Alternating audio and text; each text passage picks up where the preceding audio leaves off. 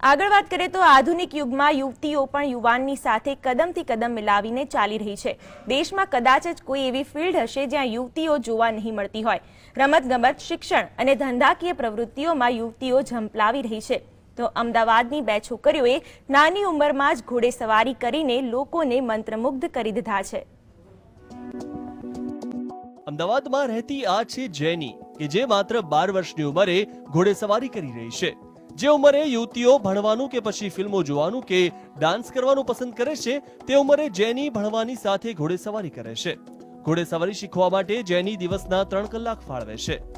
અંબોડ ગામે યોજાયેલી ઓબ્સ્ટેકલ રેસમાં 36 ઘોડેસવારમાંથી માત્ર 4 ઘોડેસવારો જ આ રેસમાં પાસ થયા હતા, જેમાં જેનીનો સમાવેશ થાય છે. આજના આધુનિક યુગમાં યુવતીઓ પણ યુવાનની સાથે કદમથી કદમ મિલાવીને ચાલી રહી છે. ત્યારે અમદાવાદની 12 વર્ષની યુવતી પણ ઘોડેસવારી કરે છે. આવો વાત કરીએ તેની સાથેથી. જયની, ખાસ કરીને છેલ્લા કેટલા સમયથી તમે ઘોડેસવારી કરી રહ્યા છો અને શા માટે આ ફિલ્ડ તમે પસંદ કરી છે? મને 1 વર્ષ થયું આ કરતા અને મને આ ગમતું હતું, તેથી મેં આ ફિલ્ડ ચૂઝ કર્યું. ખાસ કરીને ઘોડેસવારી કરતી વખતે કઈ બેડ અનુભવ અથવા તો ખાસ કરીને જે તમને યાદ રહી ગયો તેવો અનુભવ કોઈ કહેશો તમે? ઘોડા પરથી પડવું અને ઘોડાની લાત ખાવી તે સૌથી ખરાબ અનુભવ થયો છે મારી જોડે. અને પહેલાં તો ઘોડાની પાસે જવાનુંથી પણ ડર લાગતો હતો, પણ હવે નથી લાગતો. ખાસ કરીને 12 વર્ષની નાની ઉંમરમાં જ તમે ઘોડેસવારી કરો છો. ક્યાંથી તમને પ્રેરણા મળી? કેવી રીતે તમે વિચાર્યું કે મારે ઘોડેસવારી કરવી છે?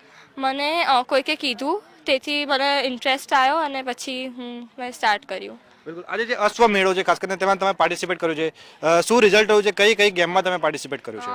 ઓબ્સ્ટેકલ્સ હતી, એમાં 36 પાર્ટિસિપન્ટ્સ હતા. એમાંથી 4 જણે આખું કમ્પ્લીટ કર્યું અને હું સેકન્ડ ગર્લ હતી કમ્પ્લીટ કરવા માટે. બિલકુલ. ખાસ કરીને આ ઘોડેસવારી તમે કર્યા છો, તો આ ફિલ્ડમાં તમારે આગળ ક્યાં સુધી જવું છે? શું કહેશો તેના વિશે? મારે એન્ડ્યોરન્સ નેશનલ લેવલ સુધી પહોંચવું છે, એની હું ટ્રાય કરીશ. બિલકુલ. તો આ હતી અમદાવાદની જયની, કે જે ઘોડેસવારી કરી રહી છે અને નેશનલ લેવલે પણ રમવા માંગે છે. કેમેરામેન જયેશ પટેલ સાથે પ્રતીક જાદવ, GSTV, અમદાવાદ. પહેલાના જમાનામાં જ્યારે વાહનો નહોતા ત્યારે લાંબુ અંતર કાપવા માટે લોકો ઘોડાનો ઉપયોગ કરતા હતા. હવે આધુનિક જમાનામાં ઘોડેસવારી માત્ર શોખ બનીને રહી ગઈ છે. તેમાં પણ મોટે ભાગે યુવાનો ઘોડેસવારી કરતા જોવા મળે છે.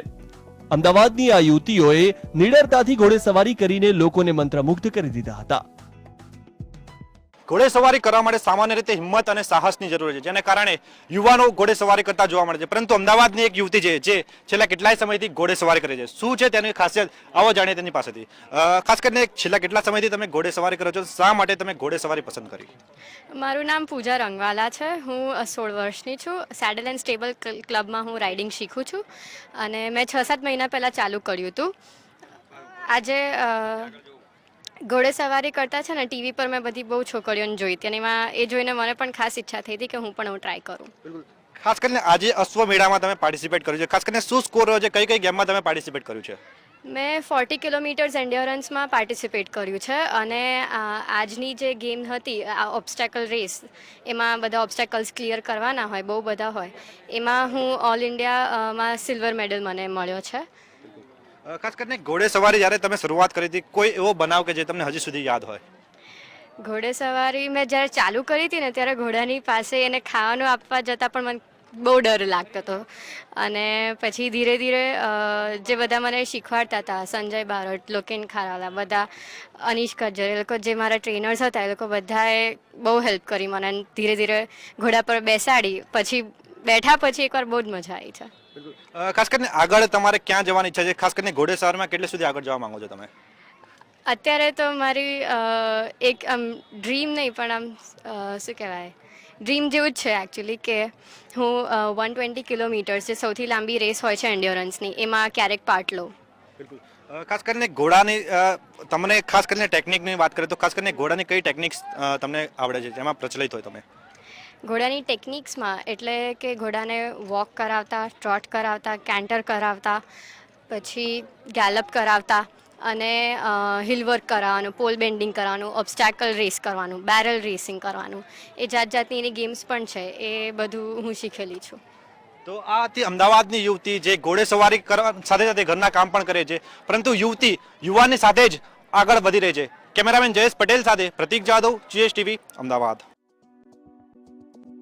ગાંધીનગર પાસે આવેલા અંબોડ ગામમાં યોજાયેલા આ અશ્વમેળામાં અમદાવાદની 3 યુવતીઓએ ભાગ લીધો હતો.